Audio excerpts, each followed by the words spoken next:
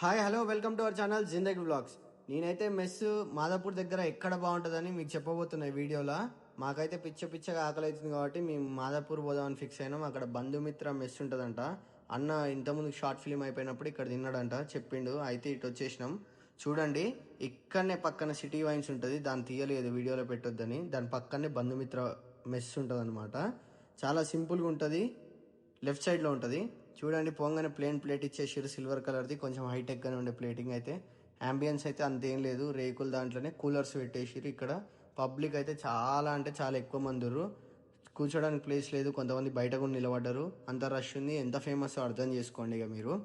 ఇక్కడికి వచ్చేసినట్టయితే మనకి ఫస్ట్ మెస్లకి ఒక కర్రీ, ఒక పచ్చడి, రెగ్యులర్గా ఇంట్లో తినేది, ఒక ఫ్రై, పప్పు, సాంబార్, పెరుగు, మజ్జిగ చారు, అలానే 2 కారాలు, ఒక నెయ్యి, ఇంకో కర్డ్, పాపడాలు.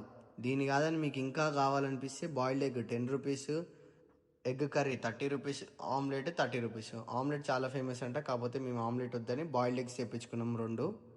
ఇట్లయితే స్టార్ట్ చేసినాం అనమాట. గట్టి తినేటోళ్ళు అయితే ఇటు గ్రాండ్, ఎందుకంటే 130 రూపీస్ ఒక్క మీల్స్కి.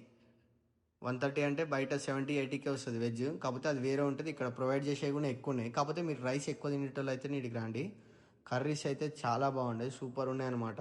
మళ్ళీ చెప్తున్నా, మీరు గట్టి తినేటోళ్ళు అయితే ఇటు గ్రాండి, లేకుంటే మీ డబ్బులు కొంచెం వేస్ట్ అయినట్టు అనిపిస్తుంది. కర్రీస్ అయితే సూపర్ ఉండే, గోంగూర పచ్చడి హైలైట్ ఉండే, ఫ్రై కూడా అన్లిమిటెడ్.